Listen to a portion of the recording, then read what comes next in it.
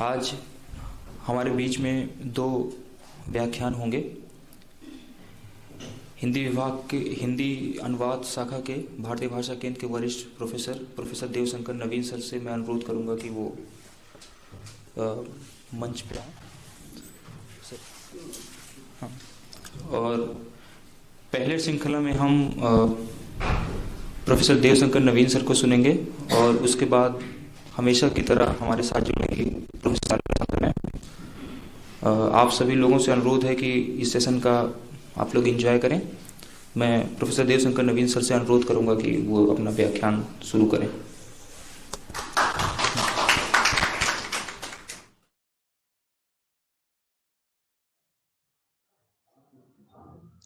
Image वाला करो।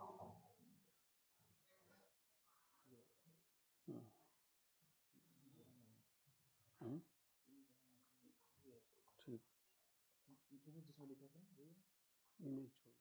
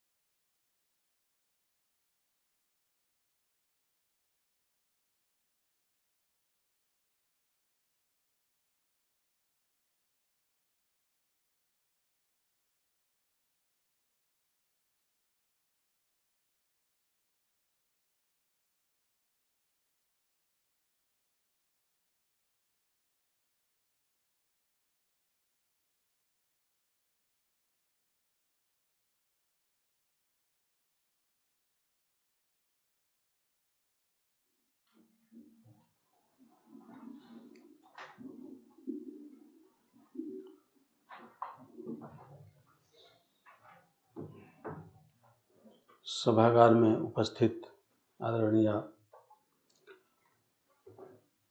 अलेसांद्रा जी और इस कार्यशाला के आयोजक मंडल के सभी सदस्यों, छात्र एवं छात्राओं, बात शुरू करने से पहले 3 समस्याएं मेरे सामने आई हैं। पहली समस्या तो ये है कि विकास जी ने इतना बड़ा टॉपिक दिया है मुझे, जिस पर कई दिनों में बात की जा सकती है। और अभी एक दिन पूर्व मेरे बहुत ही करीबी मित्र का देहांत हो जाने की वजह से उसमें 2 दिन लगा रहा, उसके अगले दिन सदमे में बीता है, तो उतनी तैयारी भी नहीं कर पाया जितनी इतने बड़े विषय के लिए किया जाना चाहिए था। और तीसरी समस्या ये है कि हमारे प्यारे मित्र गंगा जी ने कहा कि 3 बजे तक का समय है, अब 2:35 तो हो चुका है, 3:30। तो चलिए 3:30 तक में तो कुछ बात कहता हूँ। बात जो ही समय समाप्त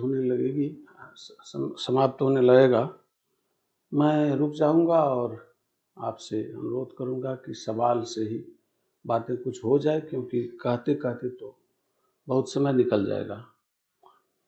तो जो बड़ा विषय दिया गया विकास जी के आदेश से, वो है आपके सामने सांस्कृतिक राजनीति और अनुवाद, भारत में भक्ति आंदोलन के विशेष संदर्भ में। तो इस विषय में जाने से पहले कुछ बातें जो मुझे करने की जरूरत है अनुवाद के संबंध में, वो यह कि मेरी राय में अनुवाद ज्ञान प्रसार का माध्यम है। इसलिए समाज को सभ्य और कर्तव्यनिष्ठ बनाने का साधन इसे बनना था। सांस्कृतिक समन्वय का संयोजक इसे होना था। जीवन व्यवहार से भाषिक द्रोह मिटाना था। वर्गीय भेदभाव दूर करने का नेतृत्व करना था। समाज को राजनीतिक आखेटकों से समाज को राजनीतिक आखेटकों के ओछेपन से सावधान करते हुए संवाद स्थापित करना था, पर ऐसा हो न सका। अनुवाद पूरी तरह से धंधा बनकर रह गया। यह अनुवाद के लिए एक विडंबना की बात है। मैं गंगा जी और विकास जी का इस बात के लिए तो आभारी हूँ कि आप लोगों को कितना लाभ होगा मेरे इस वक्तव्य से मुझे नहीं पता, पर मेरा एक आगे की किताब के लिए जो एक बेहतरीन अध्याय होना है, उसके लिए एक रफ वर्क मेरा तैयार हो गया। तो आप सबके साथ इन दोनों का भी मैं आभारी हूँ। तो ये जो मैंने कहा कि अनुवाद धंधा बनकर रह गया, इसमें इसका कारण अनुवादक नहीं है, अनुवाद कर्म का संस्थानीकरण है। जो बीते दिनों इन सब की चर्चा हुई है कि एक दिन के वक्तव्य में अलेसांद्रा जी ने कहा आप सबसे कि इनको एक किताब के अनुवाद के लिए प्रकाशकों ने इन पर जो वजन डाला है, तो उसमें इनको रुचता है अंग्रेजी से अनुवाद करना, पर प्रकाशकों का कहना है कि आप हिंदी से कीजिए। तो यही जो संस्थानीकरण है, जिसमें अनुवादक को कई तरह से मजबूर होना होता है, ये एक विचित्र समस्या हमारे ही देश में नहीं, पूरी दुनिया के अनुवादकों के सामने आई है। और इस संस्थानीकरण के साथ साथ इस पुनीत कर्म को उद्योग बना देने वाली जो संस्थाएं हैं, उन संस्थाओं में अति क्रियाशील अभिकरण जिन्हें समझ में ना आए वो एजेंसी समझें, इसलिए मैंने ब्रैकेट में लिख दिया है कि इन एजेंसीज के पीठ पोछने वाली जो सत्ता है, वह भी इसके लिए बड़ी भूमिका अदा करती है। क्योंकि 3-4 संस्थाओं में काम करते हुए जब कभी मैंने अनुवादकों के अनुवाद शुल्क के बढ़ाने की बात की, तो वहाँ बुद्धिजीवियों ने ही उसका सबसे बड़ा विरोध किया। तो इस सत्ता के चाटुकार जो अनुवाद द्रोही बौद्धिक वर्ग हैं, जो अनुवाद की महत्ता से बेखबर हैं, और इन्हीं सब के बीच कहीं वे स्वघोषित अनुवाद चिंतक भी हैं जो ऊल जलूल वक्तव्य से अनुवादकों पर अपना बौद्धिक आतंक पसारे जा रहे हैं, और तरह तरह के हर बात के लिए वे सैद्धांतिकरण, हर चीज के में सिद्धांत घुसेड़ते रहते हैं। मित्रों, मेरी भाषा का आचरण थोड़ा सा व्यंग्यात्मक है, और इस व्यंग्यात्मकता के कारण इस समय जो संवेदनशील माहौल चल रहा है, उसमें मैं सारी बातों को खोलने के बजाय कुछ आप लोगों से भी निवेदन करता हूं कि कुछ अपनी भी प्रतिभा लगाएं और मेरी बात के संकेत को तोड़ने की, उसका वार्तिक निकालने की चेष्टा करें। यह वार्तिक शब्द अनुवाद की ही एक पुरानी प्रथा है भारत में। इसकी परिभाषा संस्कृत शास्त्रों में दी गई है। संस्कृत के लोग कोई हैं यहाँ, यदि मैं गलत हूँ तो मुझे इशारा करेंगे। इस वार्तिक की परिभाषा होती है उक्तानुक्त दुरुक्त। यहाँ जो MA के छात्र छात्राएं हैं, उनको इस शब्द का परिचय पहले से रहा होगा। मतलब कि जो कहा जा रहा है वह हुआ उक्त, जो नहीं कहा गया है पर है उसमें वह हुआ अनुक्त, और जो खराब तरीके से कहा जाता है वह है दुह उक्त, जिसको दुरुक्त कहते हैं। इन तीनों पद्धतियों के भिड़ंत से कहीं कहीं आप मेरी बातों में छिपे हुए अर्थ भी आप ढूंढ लेने की चेष्टा करें।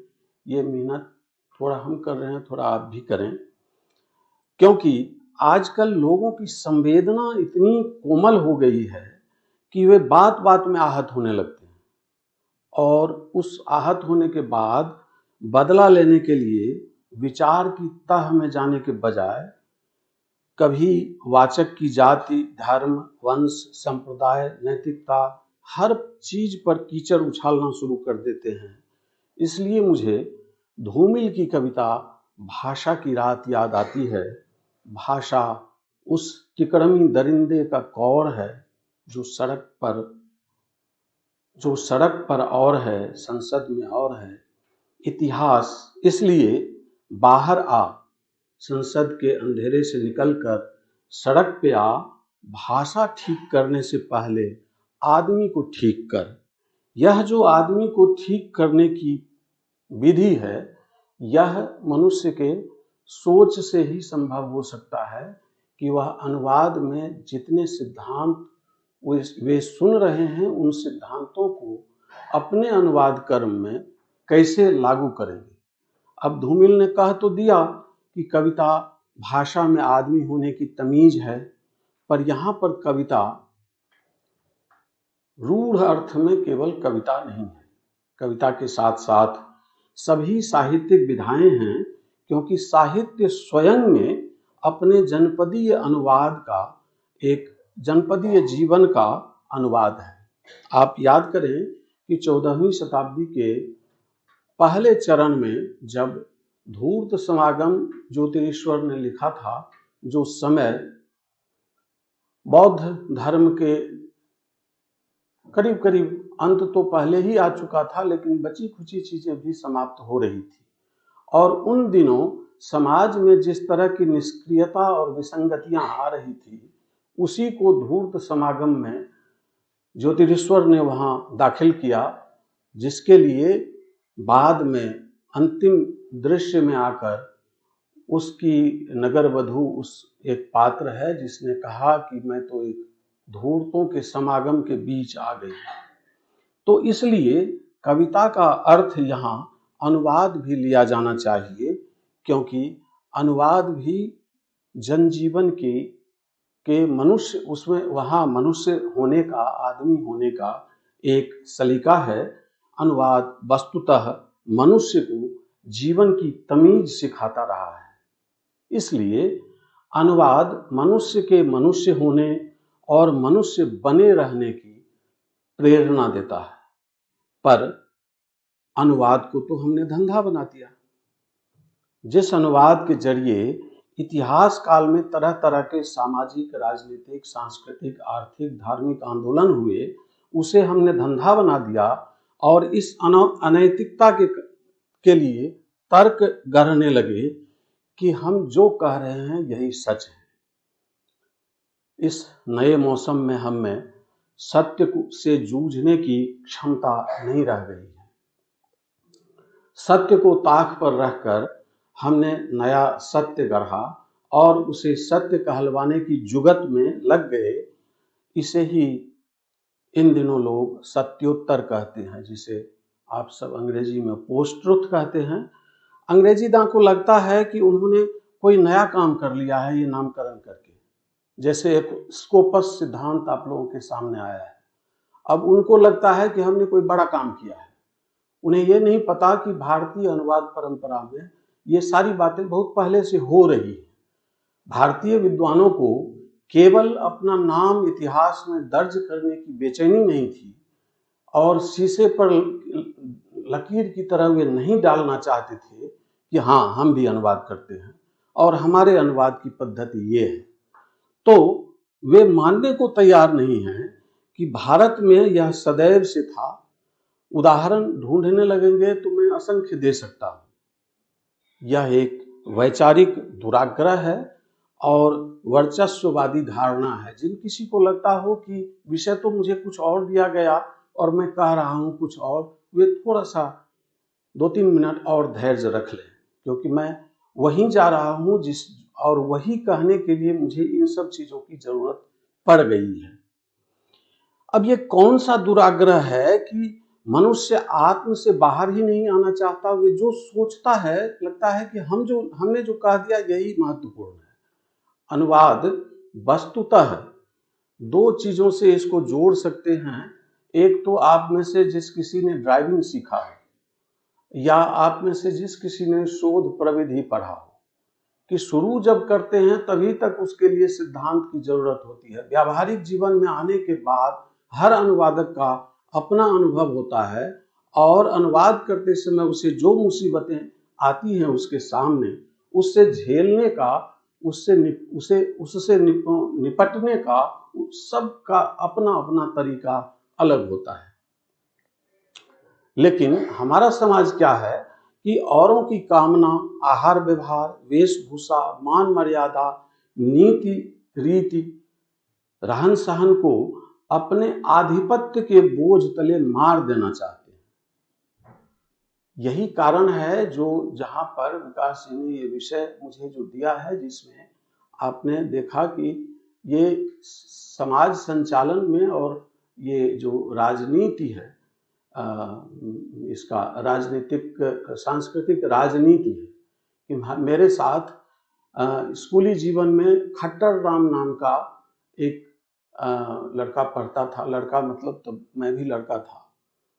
आजकल वो मेरे गांव में किसी दूसरे का किसी सवर्ण के घर में हल जोतता है और दूसरी कक्षा में हम दोनों साथ साथ गांव के मिडिल स्कूल में जाते थे। लेकिन वह जो बोलता था, भाषा का जो अपनी हेजेमनी है, वो एक गांव की भाषा एक होती भी नहीं है। आप इसे सब जानते होंगे। हम जिस संप्रदाय से आते थे, और खट्टर राम आप लोग नाम से जान गए होंगे, उनकी जाति अलग से कहने की मुझे जरूरत नहीं लग रही है। वह जब बोलता था तो वो कहता था ऊ बोलता है। ये मैथिली में बोला कि ऊ बोले छे, और हम लोग कहते थे कि हम बाजे छी। अब इसके कारण जितने ब्राह्मण समुदाय के लोग थे वो ज्यों ही बोला कि उस पर इतनी जोर से सबने ठहाका लगाया कि वो बेचारा खट्टर राम अगले दिन से स्कूल नहीं आ पाया। यही वर्चस्ववादी समाज की धारणा है कि कोई व्यक्ति फिर से, अब वो खट्टर राम हल ही जोतता रहेगा, जाहिर है कि उसके बेटे का भी यही हाल होगा, क्योंकि खट्टर राम यदि मेरे साथ पढ़ते पढ़ते थोड़ा सा भी आगे आ जाता तो उसकी इच्छा होती कि मेरा बेटा मुझसे ज्यादा पढ़े। ये जो तरीका है कि हम भारत में रटते रहते हैं सर्वे भवन्तु सुखिनः, लेकिन यह पर्याप्त नहीं है। भारतीय समाज के जीवन व्यवहार में सर्वे भवन्तु सुखिनः और वसुधैव कुटुंबकम का भाव कहीं दिखता नहीं है। स्वातंत्र्योत्तर काल के भारत में तो कदापि नहीं दिखता।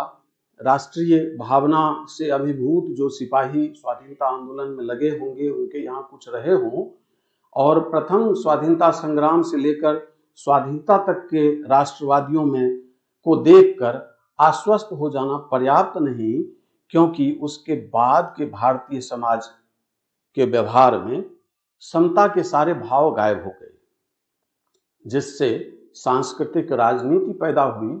और उसी पैदा होने में आगे हम अनुवाद की बात करने के लिए आगे बढ़ेंगे।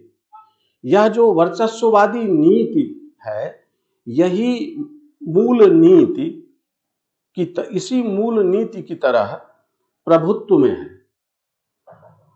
और इसमें भाषिक द्रोह की बड़ी भूमिका है। अनुवाद इस प्रभाव से कभी मुक्त नहीं हो पाया है, शायद मुक्त नहीं हो पाएगा। भारत में इस भाषाई द्रोह के प्रवर्तक 19वीं सदी के अंतिम समय में भारतीयों को भाषा द्रोह में उलझाने में इसके प्रवर्तक थे, और इनके उपकरण थे। एक तो भारतीयों को भाषाई द्रोह में उलझाओ और अनुवाद कर्म को प्रदूषित करो, और वह प्रदूषित करके ये सब काम किया। इस चर्चा पर मैं थोड़ा सा स्पष्टीकरण देना चाहता हूं कि एक हनुमान नाटक लिखा गया है, जिसमें ये 1566 में जो मुझे सूचना मिली है कि यह हनुमान नाटक हृदय राम नाम के व्यक्ति ने पंजाबी, ये हिंदी में इसका अनुवाद किया, और 1958 में रामस्वरूप शर्मा ने इसका अनुवाद भाषा टीका किया। अब इन सब चीजों से जो आप मन में कहीं पकड़ के बैठे हों कि हम अनुवाद को किस दृष्टि से देखें और रटे रटाए दिमाग में बसे बसाए किसी खास जिद से अनुवाद को न देखें, उन्हें ये लगेगा कि वस्तुतः अनुवाद कोई कर्म नहीं या एक धर्म है, या क्रिया नहीं एक आचरण नहीं, या क्रिया नहीं विचार है, आचरण नहीं यह चेतना है।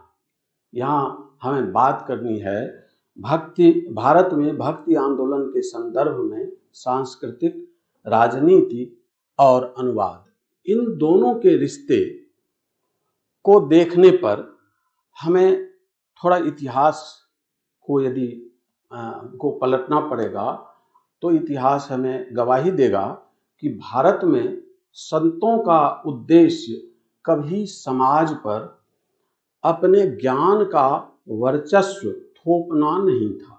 उन्होंने सदैव अतीत की बौद्धिक संपदा के निचोड़ से समकालीन समाज को मानवीयता का संदेश दिया, स्थिति का बोध कराया। भारत का भक्ति आंदोलन इसी संदेश का नमूना है। पूरे का पूरा भक्ति साहित्य पारंपरिक संपदा का अनुदित संस्करण है। वह किसी भी संत ने, चाहे अलवार संत को लें, चाहे वसवन्ना समूह को लें, चाहे भारत के भक्त समूह को लें, किसी ने अपनी बात नहीं थोपी है। जो प्राचीन ग्रंथों से उन्होंने उपलब्ध किया, उसी जमीन पर, उस्ताद की जमीन पर उन्होंने हल चलाई, जो उर्दू के शायर अक्सर कहा करते हैं। प्राचीन ज्ञान परंपरा के चैतन्य का उन्होंने आत्मसातीकरण किया और समकालीनों के चेतना विस्तार का उपकरण तैयार किया। भारत में संत कवियों ने अपनी रचनाओं द्वारा न केवल धर्म के प्रवर्तन में अपनी भूमिका निभाई, बल्कि भिन्न भिन्न भूखंड की लोक वृत्तियों का उपयोग करते हुए समकालीन जनजीवन को ज्ञान के अमूल्य दर्शन सूत्र से परिचित कराया। आप आगे आकर थोड़ी देर बाद जहां हम जाएंगे, आपने पद्मावत पढ़ा है और अभी पद्मावत फिल्म भी देखी है। आपने रामायण पढ़ा है, रामचरितमानस पढ़ा है और आदि पुरुष सिनेमा भी देखी है। ये लोग किस किस तरह की दुर्वृत्ति में प्रविष्ट होते हैं। आप में से कुछ लोग ऐसे होंगे जो पूजा पाठ सीता मैया को आप लोग देवी ना मानते हो, पर हमारा एक मिथक, हमारे मिथकों का, हमारे इतिहास का, हमारी आस्था का के वे प्रतीक हैं। और उस सिनेमा में सीता के साथ जिस तरह का व्यवहार उस सिनेमाई षड्यंत्रकारियों ने किया है, हम चकित हैं इस देश के संस्कृति कर्मियों पर कि उनके दिमाग में ये बात कभी आई है क्यों नहीं। ये जो भारत के संत कवियों ने अपनी रचनाओं के द्वारा जो धर्म के साथ साथ भिन्न भिन्न भूखंड की लोक वृत्तियों का भी उपयोग किया, यह उपयोग आप बखूबी पद्मावत में देख सकते हैं। अब महात्मा बुद्ध हो, बौद्ध धर्म के परवर्ती अनुयायी हों, अद्वैत वेदांती मंडन मिश्र हों, शंकराचार्य हों, इन सब की कुछ कुछ गतिविधियों पर आगे हम चर्चा करेंगे। अलवार संत हों, लिंगायत संप्रदाय हो, सूफी परंपरा हो, विद्यापति चैतन्य शंकरदेव की परंपरा हो, सबके यहाँ लोक मंगल की छवि को भक्ति का विकास संपुष्ट करता आया है। यह भक्ति, इसको आप उस रूप में न देखें। एक बड़े विद्वान हुए हैं हमारे हिंदी में, जो अब हैं नहीं, और वे कहीं भाषण दे रहे थे भक्ति पर, उनको थोड़ा ज़्यादा ही अधिकार था, कुछ तो था, कुछ वे मान बैठे थे। नाम अभी नहीं लूँगा, बगल में कभी पूछेंगे तो कान में मैं नाम भी कह दूंगा। और उनकी अध्यक्षता कर रहे थे नंद चतुर्वेदी नाम के एक बड़े कवि उस समय के। और उस समय उन्होंने कहा कि ये मुक्तिबोध की कविताओं में उन्होंने भक्ति ढूंढी। अब वक्तव्य में जो वक्तव्य वीर होते हैं, मैं भी ढूंढना शुरू करूं तो आप लोगों को बता दूंगा, भीगे होठ तेरे भक्ति गीत और उसको साबित भी कर दूंगा, पर वो है तो नहीं। तो ये जब उन्होंने कह लिया तो अध्यक्षीय वक्तव्य में अध्यक्ष ने कहा कि भाई ये तो बड़े भारी विद्वान हैं, और हमारे समय में हमारे एक कलीग हुआ करते थे जो पीएचडी कराते थे, तो उनका विषय होता था प्रेमचंद की कहानियों में घी। अब इस विषय पर पीएचडी कराइए, और वे सारी कहानियां पढ़कर घी शब्द का उपयोग प्रेमचंद ने कितनी जगह किया है, ये किया। तो ऐसे लोग इस तरह से भी मर्माहत किए जाते रहे हैं हमारी परंपरा में, पर जो हो रहा है उसे होने दीजिए।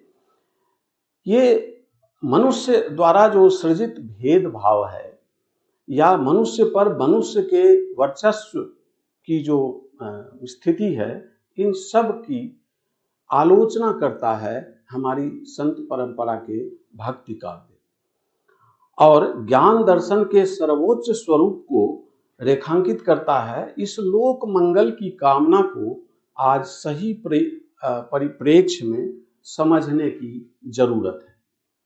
ये सारे परिप्रेक्ष्य इन प्रवर्तक संतों की निजी कल्पना या किसी तंद्रा में गठित कपोल कल्पना नहीं है। प्राचीन ज्ञान एवं दर्शन ग्रंथों के आत्मसातीकरण हैं। इन सभी रचनाओं के स्रोत हमारी प्राचीन बौद्धिक संपदा है। आप ध्यान दीजिए कि मैं चर्चा तो कर रहा हूँ भक्ति साहित्य की, पर इसके अनुवाद के सूत्र इसी तरह से जुड़ते हैं, क्योंकि वह सीधे सीधे अनुवाद तो नहीं है, मगर अनुवाद का ही एक विकल्प है। और जैसा कि कल ही तो मैम ने एक जगह बताया कि अनुवाद भाषा और भाषा के बीच नहीं, अनुवाद ये अनुभव और अनुभव के बीच का कार्य है, ऐतिहासिक संदर्भ और ऐतिहासिक संदर्भ का कार्य है, कि हम वही चीज जिस राम को वाल्मीकि ने रखा, वहां उस समय समतुल्यता सिद्धांत पर भी जो कल बात हुई, तो नायडा भी जिस समतुल्यता की बात करते हैं, उस समतुल्यता में ये नहीं है कि वाल्मीकि ने जो कहा तुलसी के राम और तुलसी के रामचरितमानस भी उसके समतुल्य हो, बल्कि वाल्मीकि की कथा ने उस समय के समाज को जिस तरह प्रभावित किया, तुलसी की राम कथा ने भी, रामचरितमानस ने भी अपने समय के समाज को उसी के समतुल्य प्रभाव डालने की चेष्टा की। तो समतुल्यता शब्द का अर्थ भी हमें थोड़ा अपने विवेक से लेने और विवेक से ये अर्थोत्कर्ष अर्थाद्वेष करने की जरूरत है। इन सभी रचनाओं के स्रोत हमारी प्राचीन बौद्धिक संपदा हैं, और उस संपदा का जो जितना भी भक्ति साहित्य हमारे भारतीय साहित्य में है, वह अपने प्राचीन ग्रंथों का वह अनुवाद की विविध पद्धतियां हैं, जिनके अनुवाद की शैली कहीं आत्मसातीकरण है तो कहीं अनुवाद है, और उन्होंने अपने समय के लोक जीवन की स्थिति और ग्राह्यता के आलोक में, लोक जीवन भक्त संतों के समय में सामाजिक उनके समाज का लोक जीवन जैसा था, और जिस लोक के लिए वे रचना कर रहे थे, उनकी रिसेप्टिव कैपेसिटी कैसी थी, वे बात को किस तरह ग्रहण कर सकते थे, और संतों को किस तरह क्या ग्रहण करवाना था। इन दोनों का जो संतुलित विवेक था। आप देखें कि सूरदास की जो राधा है वह, या विद्यापति की जो राधा है, वो भगवत स्वरूपा नहीं है।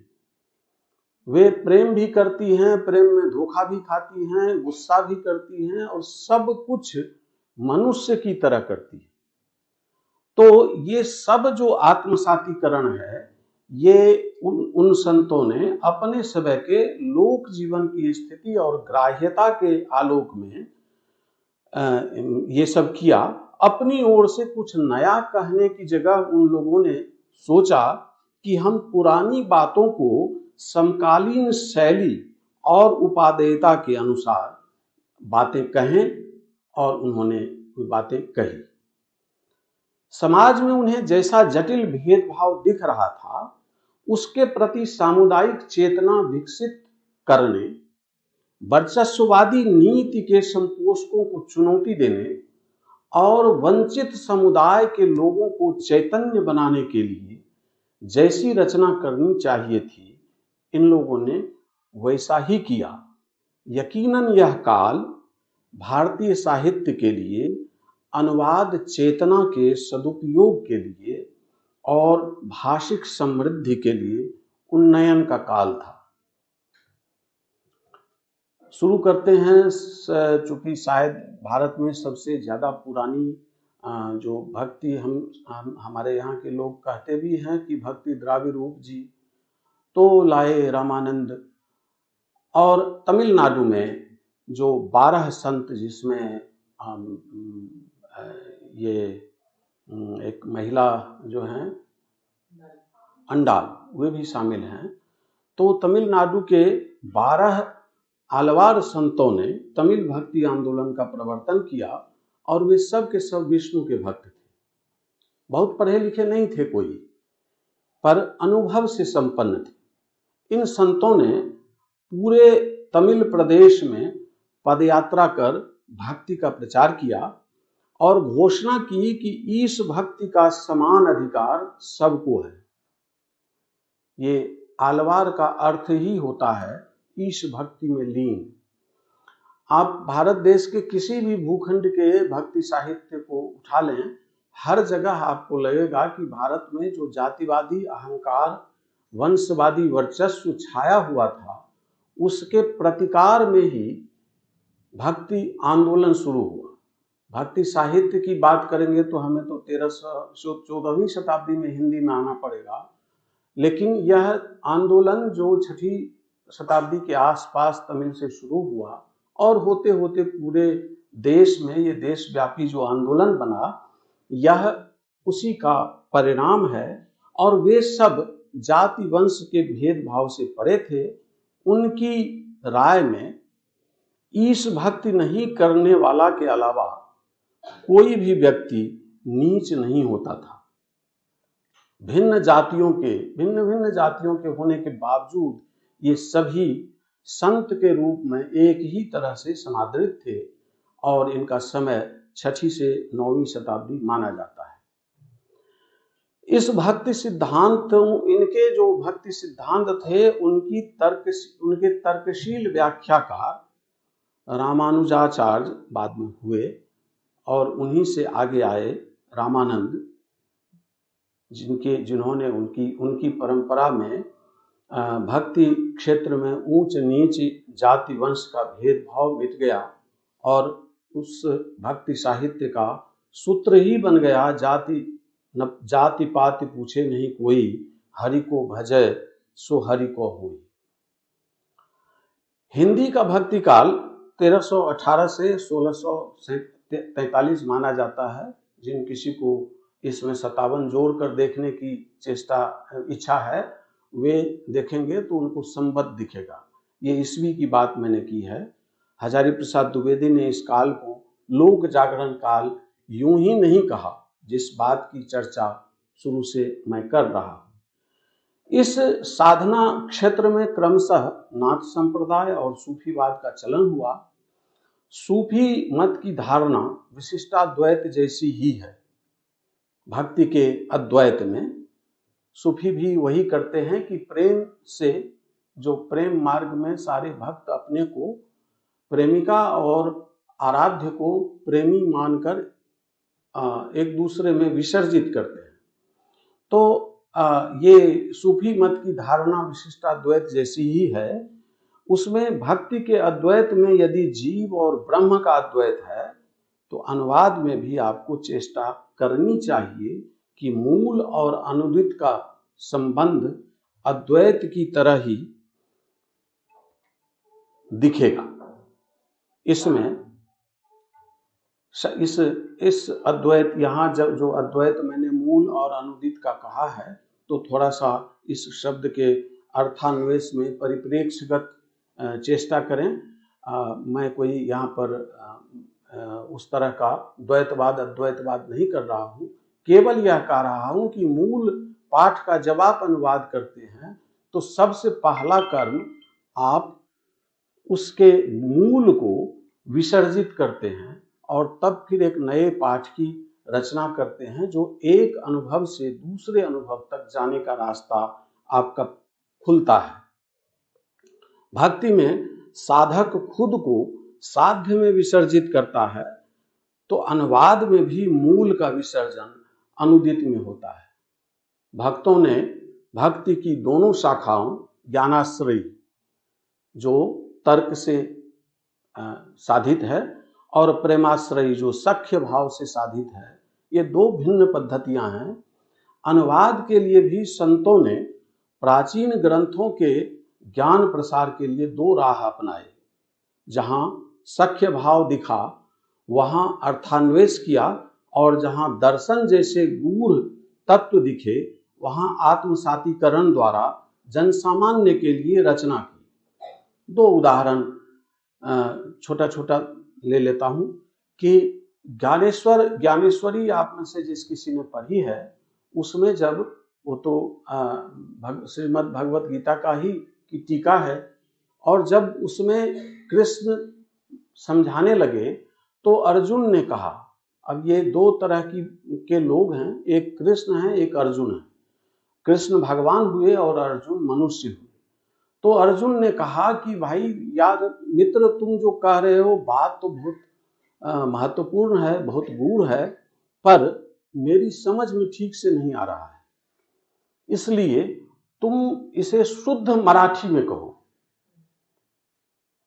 आप सोचिए कि पहली बार इस सकल सृष्टि में किसी मनुष्य ने किसी भगवान से कहा कि तुम ये देवताओं की भाषा बोलना बंद करो और मुझसे मनुष्यों की भाषा में बात करो। तो यह जो सख्य भाव और ये तर्क भाव की बात मैं कर रहा था कि जहां लोगों को सख्य भाव दिखा वहां उन्होंने, उन संतों ने अर्थान्वेष किया, और जहां तर्क दर्शन जैसे गूढ़ विषय आए वहां उन्होंने आत्मसातीकरण की पद्धति अपनाई और जनता के लिए जो उचित होता है वही कहा। आप मैया मोरी मैं नहीं माखन खायो सूरदास का पद पढ़ें या और भी कोई पद पढ़ लें, तो यहाँ पर कोई इस विषय पर शोध करने वाले एक शोधार्थी भी हैं, वे जानते होंगे, उन्होंने यदि पढ़ लिया है तो, कि वे पुराण से ली गई कथा जरूर है, मगर वही के वही नहीं है। सूरदास ने उसका अपने समय के समाज के हिसाब से उनकी राधा काम करती है। उस समय की राधा जितनी हंसी ठिठोली करने वाली हो सकती है, जितनी ये मान ठान सकती है, जितना रूठ सकती है, जितनी उच्छृंखलता दिखा सकती है, एकदम वो गांव की भोरी छोरी है। तो ये सारी चीजें आप इस तरह से देखने की चेष्टा कर सकते हैं। असल में हुआ ये कि 13वीं शताब्दी आते आते भारत में धर्म का क्षेत्र विचित्र सा हो गया। अंधविश्वास परवान चढ़ने लगा, रूढ़ियों आडंबरों का वर्चस्व हो गया, मायावाद के घटाटोप में समाज शिथिल होने लगा। इसी दुष्काल में भक्ति के देशव्यापी सांस्कृतिक आंदोलन ने प्रबलता से सामाजिक और वैयक्तिक मूल्यों की प्रतिष्ठा की, जिसमें अनुवाद की बड़ी भूमिका थी और विसंगतियां भी आई, पर उनमें उन मनुष्यों की कोई भूमिका नहीं थी। विसंगतियों तो भरमार है हमारे यहाँ, एक आध उदाहरण दे दूंगा, पर दिक्कत क्या है कि ये जब उनकी भूमिका नहीं थी तो ठीक इनकी परवर्ती काल में जो उनके समर्थकों ने प्रचार में अपने मनोविकारों का इतना विस्वमन किया कि वही चर्चा प्रमुख होने लगी। अब जड़मति से कौन बहस करता है? शाश्वत सत्य है कि जो विचार विरोधियों के विरोध से नहीं मरते, समर्थकों के कीर्तन से मर जाते हैं। आपके सामने उदाहरण हैं बुद्ध, शंकराचार्य, विद्यापति, कबीर, रैदास, मार्क्स। इन सब के उदाहरणों को देखिए कि उनके अनुयायियों ने उनको ज्यादा क्षति पहुंचाई है विरोधियों की तुलना में। आप कल्पना नहीं कर सकते कि 32 वर्ष की आयु पाए शंकराचार्य को उनके बाद के उनके नाम के समर्थकों ने उनसे कौन कौन सा कर्म नहीं करवाया। 32 वर्ष की आयु में बेचारे पूरा जीवन ब्रह्मचर्य के निर्वाह सन्यासी रहे हुए बिता दिए, और उस शंकराचार्य को उनके भक्तों ने परिस्त्रीगामी बना दिया कथाओं में, और वह प्रचलित भी हो गया। ऐसे और भी असंख्य उदाहरण हैं, पर उधर जाने से मैं थोड़ा अपने को बरजता हूं, क्योंकि समय की बचत हो जाएगी। निर्गुण भक्त की ज्ञानाश्रयी शाखा के प्रतिनिधि कबीर और प्रेमाश्रयी शाखा के प्रतिनिधि जायसी हैं। सगुण भक्ति की राम भक्ति शाखा के प्रतिनिधि तुलसी और कृष्ण भक्ति शाखा के सूरदास हैं। इनकी रचनाओं पर गंभीरता से विचार करने का प्रयोजन है, और उसमें ये देखने की जरूरत है कि लोक प्रचलित प्रेमाख्यान को या कई शास्त्रों के ज्ञान को, अनुभवों को, या प्रचलित राम कथा के पुनर्कथन को, या कि कृष्ण कथा के पुनर्कथन को इन कवियों ने किस तरह अनुवाद के किस खांचे में, किस पद्धति में डाला, और आपके सामने वे किस तरह से प्रस्तुत है। भक्ति की इन भिन्न भिन्न प्रणालियों की विशेषताएं बेशक भिन्न हो, पर प्रेम की सामान्य भूमिका सबने स्वीकारी है। जहां जब वो पद्मावती के बारे में जो कह रहे हैं जायसी कि क्या जहां जहां वो पांव रखती है वहां वहां कमल खिल जाते हैं, कुछ इसी तरह की बात विद्यापति ने भी कही है। ये सभी बातें एक जीव का एक ब्रह्म से मिलन की बात है, वह पद्मावती के सौंदर्य से भी भिन्न है। पर सौंदर्य तो एक ऊपर की तह की चीज है, उसमें बैठने की जरूरत है। जो MA BA या PhD करते हुए आपके गुरुजनों ने आपको बताया होगा, नहीं बताया होगा तो आपने खुद भी इसका ज्ञान अर्जित कर लिया होगा। ये सारे के सारे जो संत कवि थे, ये धर्म सुधारक और समाज सुधारक रूप में प्रखर थे।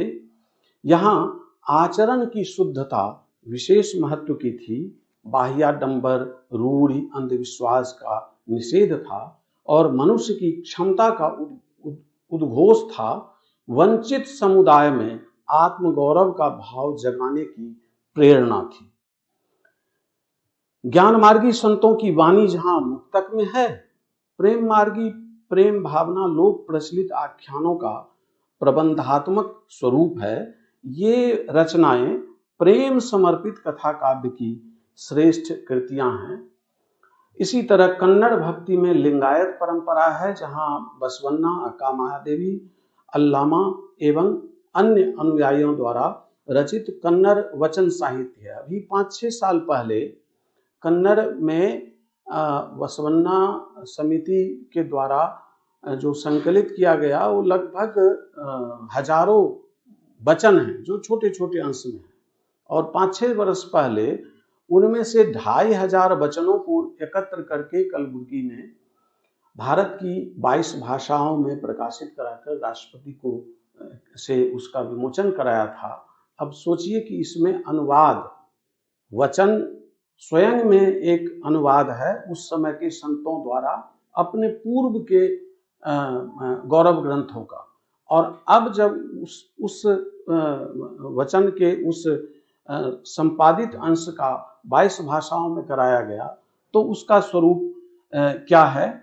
तो इन सब चीजों के साथ साथ मैं थोड़ा आगे बढ़ता हूं कि ये सब चर्चा करते हुए ध्यान में आता है कि फिर भारत में भक्ति आंदोलन के संदर्भ में सांस्कृतिक, राजनीति और अनुवाद का क्या रिश्ता है, जहां से बात हमने शुरू की थी। तो मैं कहूँगा कि रिश्ता है। असल में पूरे का पूरा भक्ति साहित्य प्राचीन बौद्धिक धरोहर और लौकिक व्यवहार का अनुवाद ही है। लोगों को बेशक पसंद ना आए, पर सच्चाई है कि भारतीय समाज में संस्कृति भी एक संघर्ष का क्षेत्र है, जिसकी कुछ चर्चा हमने पहले की, कुछ बातें आप लोग जानते हैं। और यहाँ के सामाजिक ढांचे को आप लाख समावेशी कह लें, पर ये यहाँ वर्चस्ववादी धारणा तथ्यतः जड़ीभूत है, शायद रहेगी भी। अब मैं कोई समाजशास्त्री या राजनीतिक विश्लेषक या उद्घोषक तो हूँ नहीं, भविष्यवक्ता भी नहीं हूँ, इसलिए मैं यकीन के साथ तो नहीं कह सकता, पर प्रतीति के आधार पर अवश्य कह सकता हूँ कि ये वर्चस्ववादी धारणा शायद बनी रहेगी, क्योंकि सांस्कृतिक राजनीति इसी प्रतीति की कोख से पैदा होती है और भारतीय समाज में संस्कृति संघर्ष का क्षेत्र बन जाता है। सांस्कृतिक राजनीति एक विश्लेषणात्मक ढांचा है। इसकी अर्थवत्ता ही संस्कृतियों के संघर्ष को रेखांकित करती है। यहाँ समाज के विभिन्न सामुदायिक समूह अपनी पहचान, संबद्धता, समावेश और बहिष्कार, ये जरा ध्यान से देखिए कि उसकी जो वंचित समुदाय है, उसकी जो पहचान, उसकी संबद्धता, वो कहाँ से जुड़ा हुआ है, उसका समावेश जिसमें वो जाना चाहता है, लेकिन वह उसे बहिष्कृत रखे रहना चाहता है। इन सभी प्रश्नों पर ये सांस्कृतिक राजनीति ही विचार करता है। सांस्कृतिक राजनीति का गहन रिश्ता मित्रों राजनीतिक अर्थनीति से भी है। ये परस्पर संबद्ध भी हैं और वैधानिक पद की तरह प्रयुक्त होते हैं। दोनों की अंतरानुशासनात्मकता और दोनों की ऐतिहासिकता व्यापक है। कभी कभी तो ये भूगोल की सीमा भी तोड़ के आगे बढ़ जाते हैं और फिर इसमें सांस्कृतिक अध्ययन, नृविज्ञान और विकास अध्ययन इत्यादि समा जाते हैं। ये सांस्कृतिक राजनीति को भूगोलवेत्ता आमतौर पर स्थानिक राजनीति भी कहते हैं, अर्थात पहचान संबंधी संघर्ष होता कैसे है, ऐसे क्षेत्र का निर्माण कैसे होता है, ये सब अभिकरणों की समस्या है। इसको आप चाहें तो एक कविता के माध्यम से देख सकते हैं। एक उद्धारक कविता है, कविता मदन कश्यप की है कि हम तुम्हारा उद्धार करेंगे। ये जिस बहिष्कार और समावेश और पहचान की बात है, उसमें जो ये वर्चस्ववादी समूह है वो कहते हैं कि हम तुम्हारा उद्धार करेंगे। जिंदा रखा तो जूठन खिलाकर, पांव धुलवाकर तुम्हारा उद्धार करेंगे। मार दिया तो बैकुंठ भिजवा कर, तुम्हारे वंशजों को अपना भक्त बनाकर तुम्हारा उद्धार करेंगे। और किसी आफत विपत, बेला कुबेला, ठौर कुठौर में तुम्हारे जूठे बेर खाकर भी तुम्हारा उद्धार करेंगे। ये जो आप के मेटाफर में भी ये सब शब्द हैं। तो हुआ क्या कि सांस्कृतिक राजनीति का गलियारा इसी तरह घनघोर संघर्ष से भरा हुआ है, जिसे झेलते हुए ज्यादातर मजबूर लोग पस्त होकर अंगीकार कर लेते हैं या थक कर किनारे हो जाते हैं, जिन्हें वर्चस्वशाली लोग अपनी विजय मानते हैं।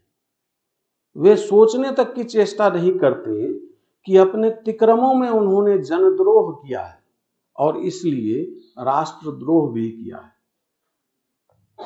यह संघर्षशील समुदाय सांस्कृतिक संघर्ष के इस पूरे खेल में जिस तरह से मजबूर है, उस मजबूरी में उन्हें उस दौर के भक्ति साहित्य ने बहुत संबल दिया और उसे अपनी अस्मिता में, अपनी स्वीकृति में, अपनी मान मर्यादा में रहने की प्रेरणा दी। कुछ और बातें हो सकती थी, लेकिन समय हो रहा है। चलें? ठीक, आगे बढ़ें। तो ये जो संघर्षशील समुदाय, इसको कितने बजे समाप्त करना है? 4 बजे। संघर्षशील समुदाय का ये जो खेल है, इस वर्चस्ववादी धारणा को स्वीकार नहीं करते। पहले मैंने कहा कि वो पस्त होकर बैठ जाते हैं, किनारे हो जाते हैं या स्वीकार कर लेते हैं, लेकिन ये स्वीकार करते समय वे इन्हें उनको उच्च या अपने को हीन संस्कृति या दूसरों को हीन संस्कृति नहीं मानते। उनकी राय में वही संस्कृति मूल है जिसमें सामुदायिक जीवन संधान की अर्थवत्ता है। कुछ अंग्रेजी दान लोगों को ये सामुदायिक जीवन संधान और अर्थवत्ता समझ में ना आया हो तो बताएं, मैं उन्हें स्पष्ट करूं। जो उनके भौतिक अनुभवों में से प्रसूत होते हैं और जो उनके अस्तित्व को अर्थ देते हैं। दुनिया भर के विशिष्ट इतिहासकारों और समाजशास्त्रियों ने समाज के सभी वर्गों, अभिजात, अधीनस्थ, श्रमिक, सवर्णेतर, इन सब की संस्कृति का अध्ययन किया है और उसके जीवंत आयाम और जीवन की अर्थवत्ता तराशने की सक्रिय प्रक्रिया का भी अध्ययन किया है। मैं कोशिश कर रहा था कि किसी विद्वान को बीच में ना लाऊं, इसलिए नहीं कि मैं अपने को ही बड़ा विद्वान मानता हूं, ये कर रहा था कि उनकी बात को पचा लूं, पर ये बेईमानी होती यदि रेमंड विलियम्स का नाम यहाँ न लिया जाता, जिन्होंने जीवन जीने की संपूर्ण पद्धति को ही संस्कृति की धारणा माना। अर्थात भिन्न भिन्न वर्गों के लोग जिस तरह सोचते हैं, समझते हैं, अनुभव करते हैं, क्रियाशील रहते हैं, जीवन यापन करते हैं, उत्सव उल्लास में हिस्सा लेते हैं, भिन्न भिन्न सामाजिक संबंधों के कारण विचारों में निर्णायक भेद की स्थिति देखकर रेमंड विलियम्स की राय में वर्ग आधारित अध्ययन ही महत्वपूर्ण अध्ययन बना रहा। ये उल्लेखनीय है कि इस वर्ग संघर्ष की श्रेणी कोई एक या इकलौती श्रेणी नहीं है, इनके अनेक आधार होते हैं। हम सब अभी जितने तरह के विमर्शों पर विचार कर रहे हैं, उन सभी विमर्शों के साथ लिंग, वंश, जातीयता, कामुकता, माने सेक्सुअलिटी, आयु, सभी की चर्चा उसमें है। कौन किस तरह का काम करता है, जैसे आप हिंदी के जो छात्र हैं वे यदि धरती धन न अपना, कभी न छोड़े खेत, ये सब किताब पढ़ें, जिनको ये दलित विमर्श के साये में रखा नहीं गया, पर वह किताब कितनी बड़ी किताब है वो देख सकते हैं उसमें कि सामाजिक जीवन किस तरह उसमें चित्रित है। सांस्कृतिक राजनीति की अवधारणा का मूल वस्तुतः मित्र वर्चस्व या आधिपत्य की धारणा होता है। ये जो आधिपत्य की धारणा है, नोशन ऑफ हेजेमनी, ये ग्रामसी की धारणा है और यह धारणा इसी विचार पर आधारित है। आधिपत्य केवल उत्पीड़न और दमन से ही नहीं, उत्पीड़ितों की मौन सहभागिता के या समायोजन से भी प्राप्त होता है। उत्पीड़ितों की यह मौन सहभागिता या समायोजन उनकी मूढ़ता नहीं है। असल में समाज में रहने वाले लोग, आप सब देखते होंगे कि इन उत्पीड़ित समूहों के समक्ष वर्चस्वशाली विचारों के आधिपत्य की जटिल संस्कृति इस घटाटोप से खड़ी होती है, इस आडंबर के साथ खड़ी होती है कि वे इन्हें सहजता से बड़े पैमाने पर स्वीकार कर लेते हैं, अपना लेते हैं। यहाँ फिर से मैं थोड़ा सा व्यंग्यात्मक हो रहा हूँ, कुछ अर्थ को छिपा रहा हूँ। आप इन दिनों के माहौल को देखते हुए ये स्पष्ट देख रहे होंगे कि ये सब क्या होता है, किस तरह के आडंबर और घटाटोप से आपके सामने एक तुच्छ सी बात किसी बड़ी बात की तरह पेश हो जाती है। इस बात से ग्रामसी की भी सहमति है कि हर आधिपत्य के वर्चस्वशाली विचारों की मूल संरचना को चुनौती देने के लिए प्रतिपक्षी ताकत कभी भी संघर्ष कर सकता है। आप में से बहुत सारे लोग द्वंद्वात्मक भौतिकवाद तो जानते ही होंगे, और ये सभी वर्चस्वशाली लोगों को, सभी आधिपत्य में जुड़े लोगों को, हेजेमनी में जुड़े लोगों को यह बोध रहता है कि भाई ये किसी न किसी दिन हमारे वर्चस्व को खंडित करने के लिए कोई शक्ति खड़ी होगी, और उस शक्ति से हमें हरदम संघर्ष करते रहना पड़ेगा। इसलिए वर्चस्व या आधिपत्य के लिए निरंतर संघर्ष करना पड़ता है, फिर भी यह कभी पूरी तरह प्राप्त नहीं होता। सांस्कृतिक राजनीति का मूल लक्ष्य अधिपतियों द्वारा दुर्बलों को अधीनस्थ बनाना होता है। ग्रामसी ने इसी धारणा का उपयोग उन सामाजिक समूहों की पहचान करने में किया जो अधिपतियों के समूह से बाहर रखे गए, और इस कारण उनमें उस समाज में खुद को अभिव्यक्त करने की साधनों की कमी पाई गई जो आज भी हमारे समाज में पाई जाती है। भारत में भक्ति आंदोलन के संदर्भ में सांस्कृतिक राजनीति और अनुवाद पर विचार करते हुए अनुवाद के दौरान सांस्कृतिक राजनीति और राजनीतिक अर्थनीति पर विचार करते हुए अस्मिता और क्षमता का प्रश्न महत्वपूर्ण होगा कि पाठ में दर्ज अस्मिता, यह अस्मिता जाति से, धर्म से, वंश से, लिंग से, वर्ग से, प्रतिभा से, पौरुष से,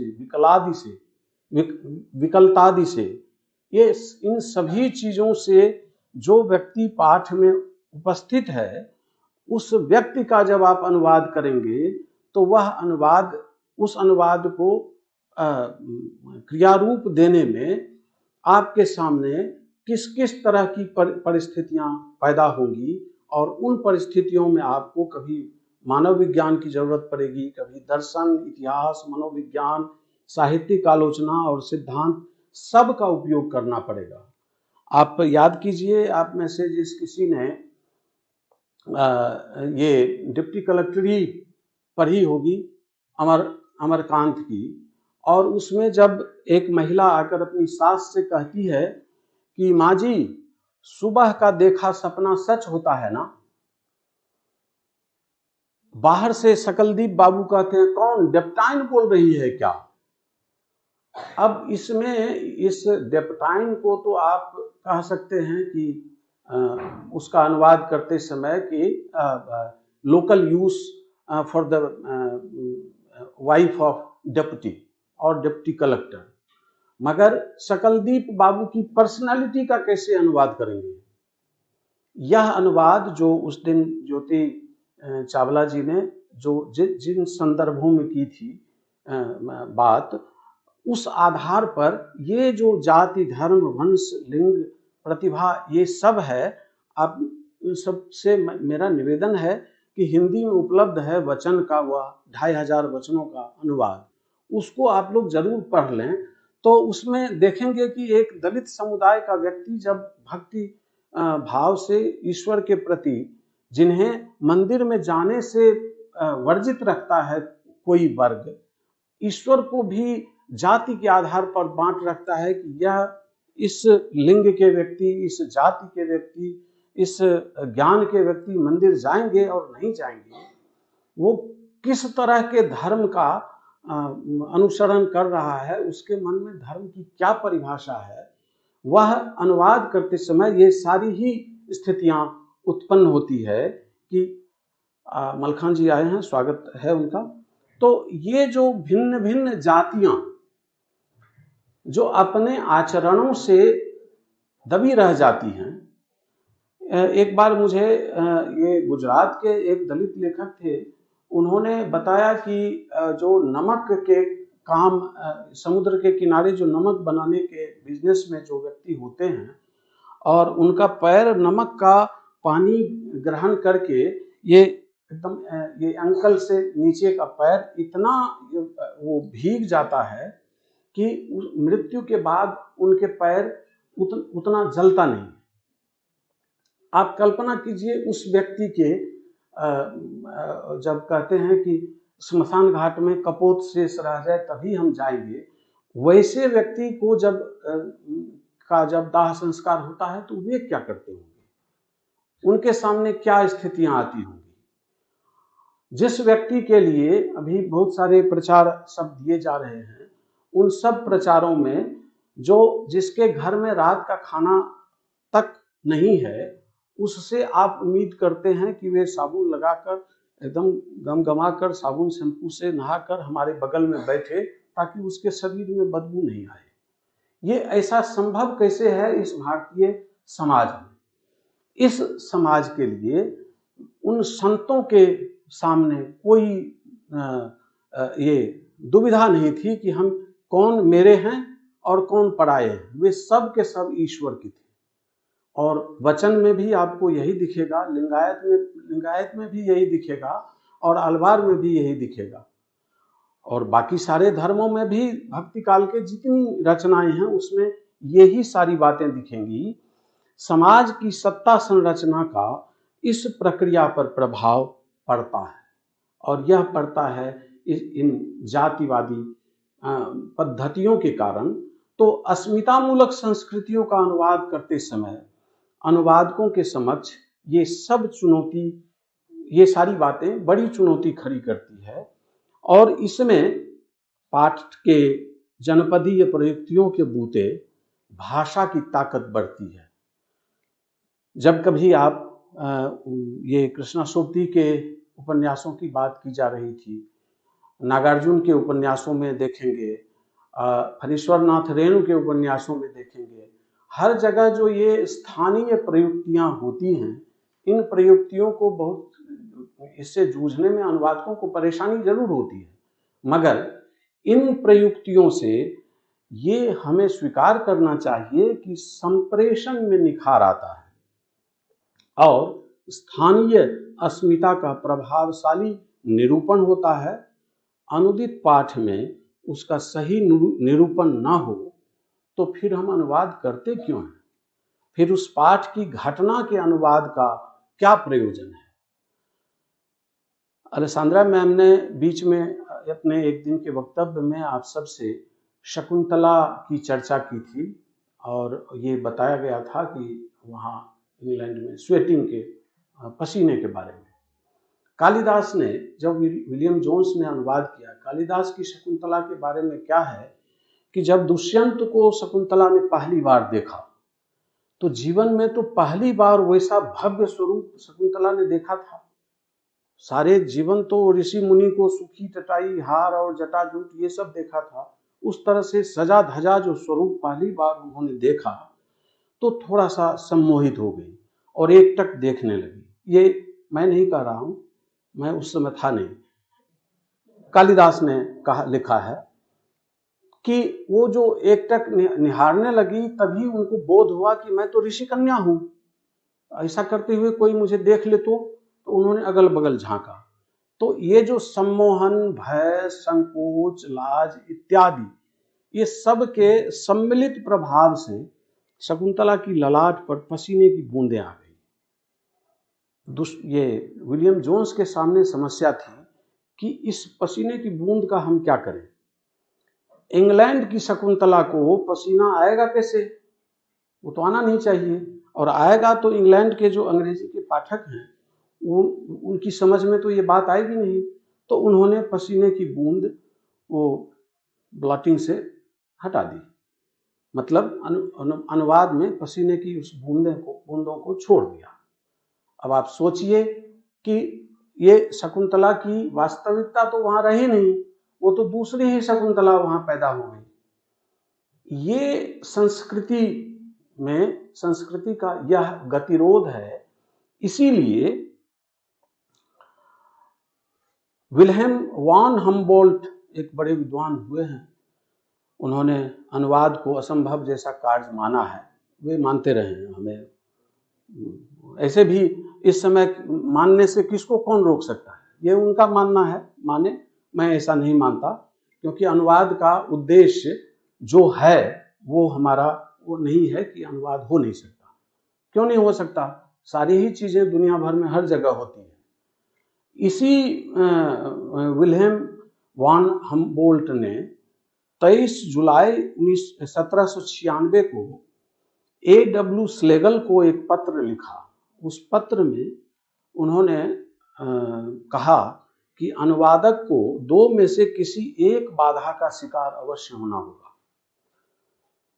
या तो वह अपने देश की भाषा की कीमत पर मूल के करीब होगा, या नहीं तो मूल की कीमत पर अपने वैशिष्ट्यों से जुड़ा रहेगा। अब आप अनुवाद चिंतकों को और अनुवादकों को करना क्या है कि मूल से जुड़े रहेंगे या मूल से अपने वैशिष्ट्यों से जुड़े रहेंगे। यह जुड़ना और नहीं जुड़ना पाठ के देशीकरण और विदेशीकरण इससे जुड़ा है, जिस पर कई बार मैडम ने भी और ज्योति चावला ने भी इन्होंने जोशिल उस तरफ नहीं गए, बहुत बढ़िया प्रेजेंटेशन था, पर ये सभी जुड़ना और नहीं जुड़ना ये आपके उस विवेक पर निर्भर करता है कि आप पाठ का विदेशीकरण करना चाहते हैं, आप अचानक से वर्ल्ड लिटरेचर में जाकर के अपनी मौलिकता खोना चाहते हैं, या वहां जाकर भी अपनी जगह बनाए रखना चाहते हैं। तो वर्ल्ड लिटरेचर में भी इतना प्रावधान तो है कि नेशनल लिटरेचर वही है जो वर्ल्ड लिटरेचर में जाकर अपनी क्षेत्रीयता को सुरक्षित रख सके। यह पाठ या जो पाठ नहीं रख पाता है या जो अनुवाद नहीं रख पाता है, उस अनुवादक को बिग सैल्यूट। आप सब ने इतनी देर मेरी बात सुनी, मैं आप सब के प्रति आभार प्रकट करता हूं, और यदि मुझसे कटघरे में हूं, मेरी बातों को लेकर या अन्य किसी प्रसंग में कोई प्रश्न आप सबके मन में हो, जी।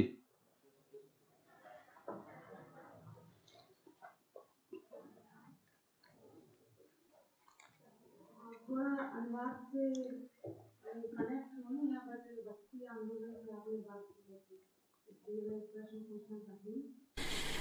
हिंदी साहित्य के इतिहास में अक्सर ये बात जिक्र की जाती है, लेखक लोग लिखते हैं कि जो अदर कास्ट थी, मतलब नीचे तबके के लोग जो बोले जाते थे, कि भक्ति के लिए सभी के लिए द्वार खोल दिए गए।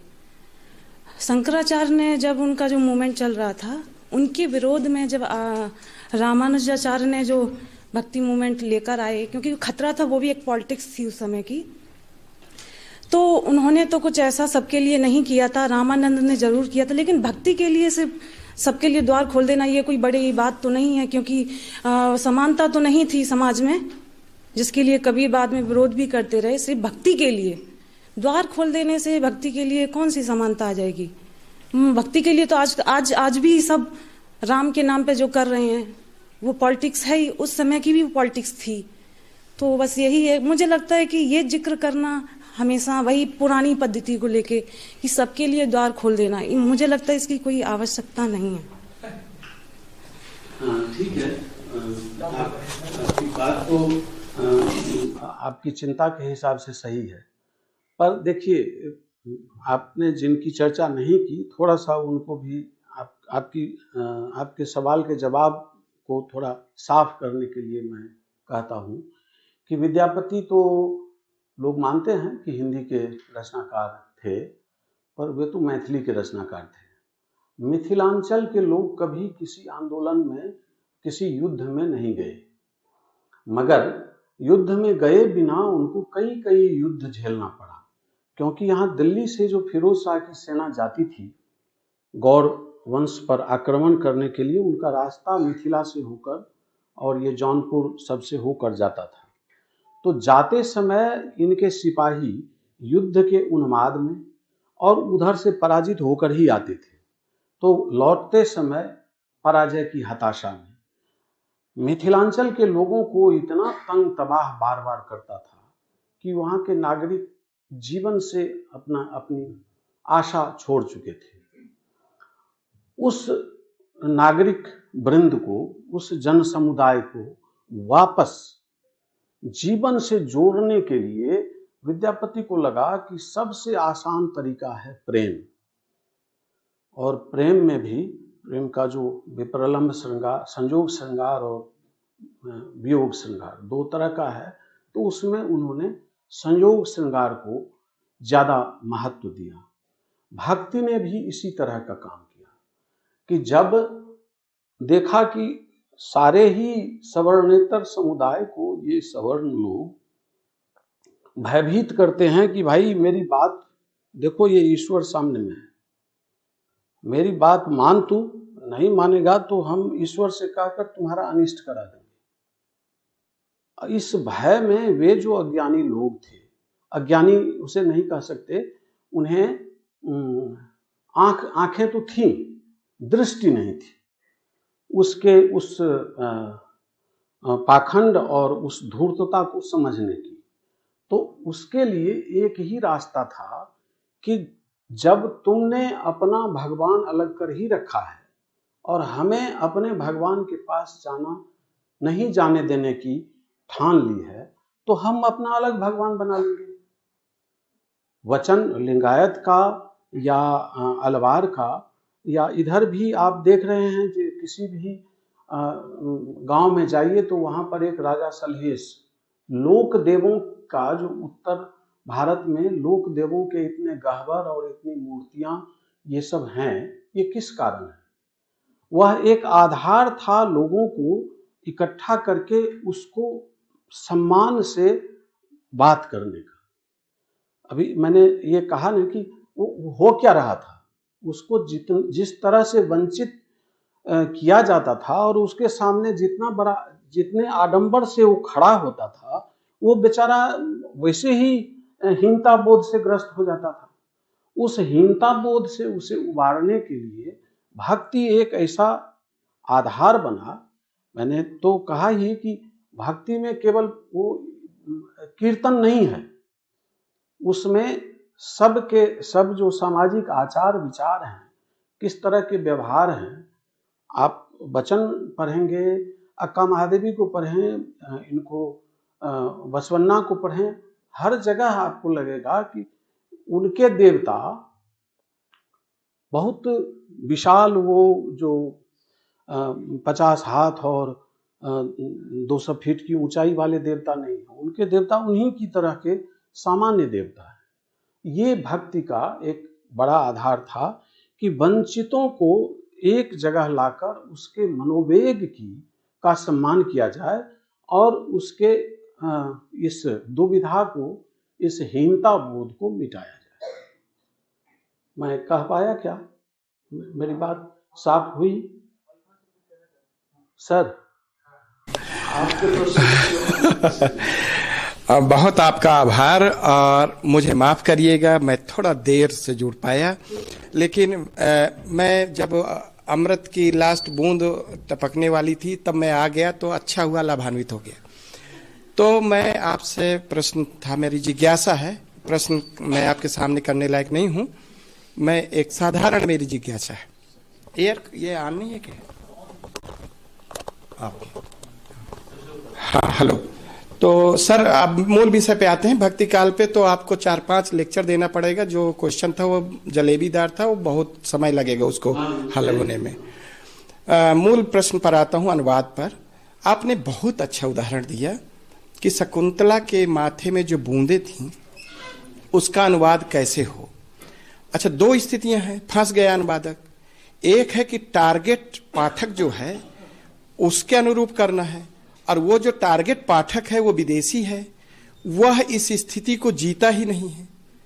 उसके यहाँ ये मनोभाव के रूप में ये चीज़ें आती ही नहीं हैं। वहाँ थोड़ा अभी खुलापन है या अलग मनोस्थिति है। तो उस टारगेट पाठक के अनुसार करें तो अनुवाद के एक सिद्धांत का पालन होता है, और अगर नहीं करते हैं तो पालन होता है, और दूसरा अपने वैशिष्ट को नकार देते हैं। और अगर नहीं टारगेट लक्ष्य वाला पालन करते हैं तो अपने वैशिष्ट के साथ न्याय करेंगे। तो अब यहाँ दुविधा फंस गई कि हम अपने वैशिष्ट को लेके आगे बढ़ें कि टारगेट पाठक को लेकर के आगे बढ़ें। यहाँ पर क्या करना चाहिए, उचित क्या है? वैसे में मलखान सर, हम लोग आपस में, मैं या गंगा जी अपने रिसर्च स्कॉलर से जब कभी इस पर विचार करते हैं हम लोग, तो हम ये देखते हैं कि अनुवादक कर क्या रहा है, कौन अनुवादक है। और हर अनुवादक का अपना एक पॉलिटिक्स ऑफ ट्रांसलेशन होता है। यदि अभिज्ञान शाकुंतलम का अनुवाद राजा राम मोहन राय ने किया होता, जो उन्होंने उपनिषदों का अनुवाद किया, तो विलियम जोन्स द्वारा किया गया अनुवाद जो सांस्कृतिक राजनीति है उससे प्रेरित है, क्योंकि उनको भारतीय टेक्स्ट का फॉरेनाइजेशन करना था, विदेशीकरण। लेकिन यही अनुवादक यदि राजा राम मोहन राय द्वारा ये अनुवाद हुआ होता, तो मैं थोड़ा, यद्यपि उनसे भी मैं कभी मिला नहीं, पर उनके विचारों को जितना जानता हूँ उसमें ये जरूर है कि यदि राजा राम मोहन राय ने किया होता, या और भी बहुत सारे हमारे उस दौर के जो भारतीय भाषाओं के अनुवादक हैं उन्होंने किया होता, तो जैसा अभी अंत में मैंने कहा कि या तो अनुवादक के सामने दोनों ही समस्याएं जो हैं, ये दो में से कोई एक समस्या जरूर रहेगी। या तो वह मूल की चिंता छोड़कर अपने लक्षित पाठक और लक्षित पाठ की भाषा की चिंता रखेगा, या नहीं तो मूल से जुड़ा रहेगा। तो जो अनुवादक होंगे उनका यह इस पॉलिटिक्स में, मुक्तिबोध ने कहा ना कि पार्टनर तुम्हारी पॉलिटिक्स क्या है, तो ये ट्रांसलेटर पर भी लागू होता है कि उनकी अपनी जो पॉलिटिक्स है कि वो अनुवाद करता किस लिए है। और जो, जैसा कि अंत में कहा मैंने कि नेशनल लिटरेचर, ये विश्व साहित्य की अवधारणा आने के बाद राष्ट्रीय साहित्य वही, भारत में किसी भी भाषा में जो भी लिखा जाता है हर कोई राष्ट्रीय साहित्य नहीं है। जब वह विश्व साहित्य में जाकर अपने राष्ट्र की अस्मिता को वहां प्रमाणित कर देता है, वह साहित्य ही राष्ट्रीय साहित्य है, जो अब ये विश्व साहित्य में जाकर उन्हें बता रहा है कि हम क्या हैं, ये हमारी पहचान देखो। सर, पाठ का कुछ नहीं करेंगे, मतलब पाठ तभी तो अपनी डिमांड होती है सर, उसको कैसे देखेंगे? सर ये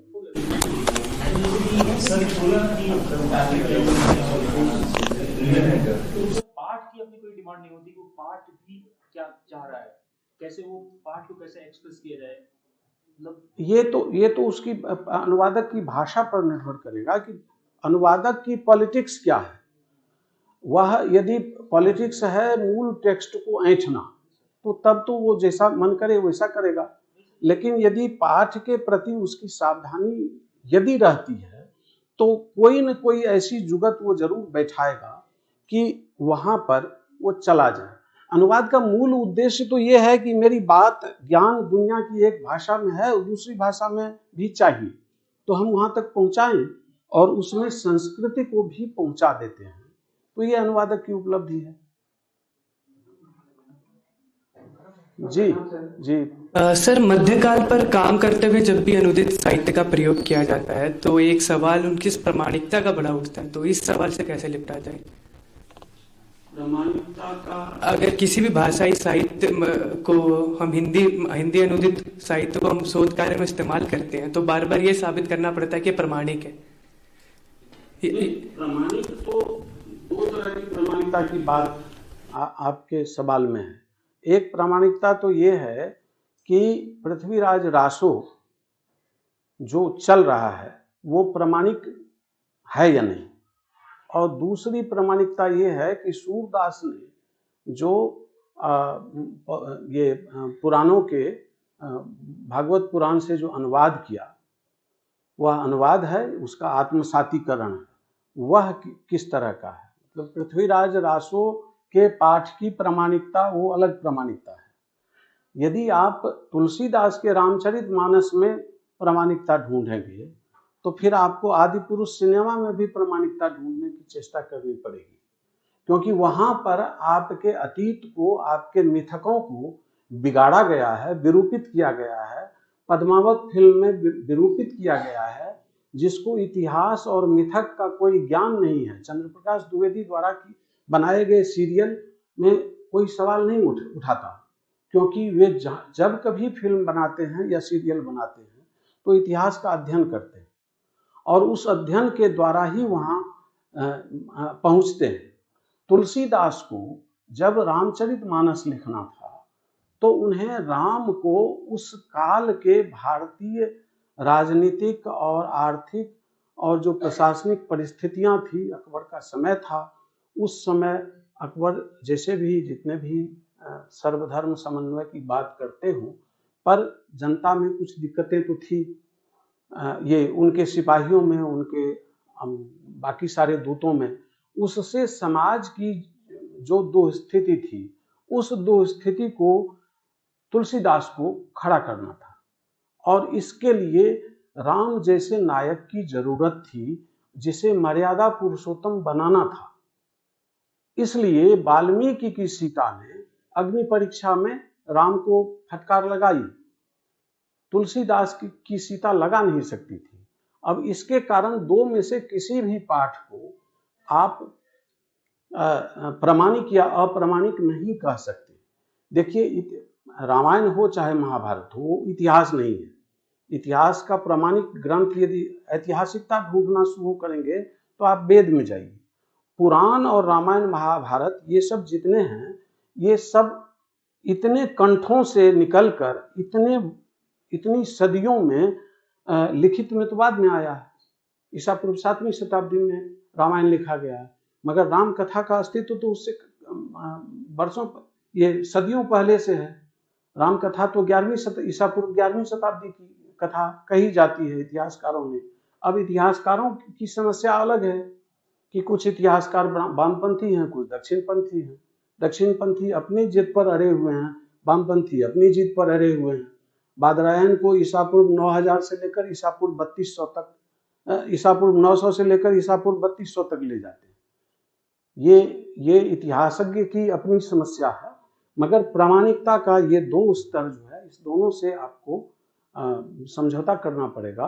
और भक्ति काल का जितना भी साहित्य है, वे ये सूरदास से लेकर कबीरदास से लेकर मीराबाई और आगे तक के जितने भी रचनाकार हैं, सब ने अपने पौराणिक धरोहर का आत्मसातीकरण किया और उस समय के समाज के रूप में उसको लिखा। उसमें ये सारी बातें आई। जी सर, जो सिद्धांत है वो एक अनुवादक के लिए बहुत हद तक एक यात्रा जो है उसकी सरल कर देता है। अगर मैं इसको रंगमंच के तरीके से देखना चाहूं, अगर कोई पारसी नाटक है तो वहां यथार्थवादी जो एक तरह से सिद्धांत या जो शैली है उतना कारीगर साबित नहीं होता है वहां पे। जी सर। वैसे सर, अगर इस तरीके से देखा जाए, खास करके जैसे आप प्रैक्टिस की बहुत बात, हाँ, आप ये कहना चाहते हैं कि सिद्धांत कितना, हाँ, सिद्धांत उतना ही कारगर है जितना आपने पहली बार कार या स्कूटर चलाना सीखा होगा।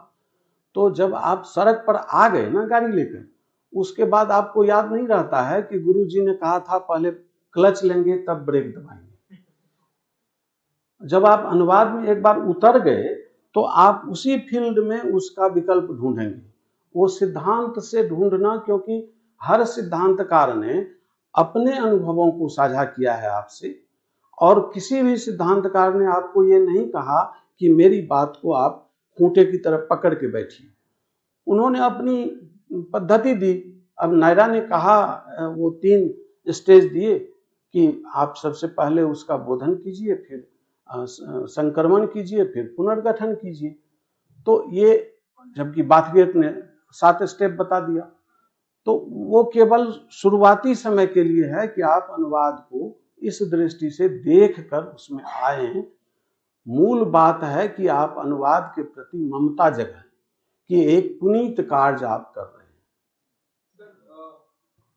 अगर आप ज्यादा पद्धतियों को समझते हैं, एक अनुवादक जो है अगर ज्यादा पद्धतियों को समझता तो उसके लिए एक विस्तार में ज्यादा वो चीजें समझ सकता है, क्योंकि प्लॉट जो है वो हमेशा एक जैसा नहीं रहेगा। तो सर ये आप जो कह रहे हैं कि स्टार्टिंग में जो है आपको थोड़ा सा जो है अगर आपको जैसे ड्राइव की बात कर रहे थे कि आप अगर बेसिक चीजें आप जान लेते हैं तो बाद में फिर उतना कुछ जानने की जरूरत नहीं होती है। नहीं, जानने की जरूरत नहीं होती है, ये नहीं कहा मैंने। आप अपने अनुभव से बहुत सारी बात निकालते हैं। उसके आधार पे आप जो है जी जी जी। तो सर ये जो प्लॉटिंग की बात है कि अलग अलग परिस्थितियों में वो लगभग एक चीजें थोड़ी हर जगह सर लागू होगी। हाँ, ये तो हर सारी बातें एक जगह तो लागू नहीं होंगी। तो पद्धतियों का अलग अलग पद्धतियां मुझे लगता है कि समझना उसे पढ़ना बहुत जरूरी है। बाकी आप अपना अनुभव भी साझा साथ में लेकर चलें तो ज्यादा बढ़िया है। जी सर, ठीक, चाय पर बात करेंगे।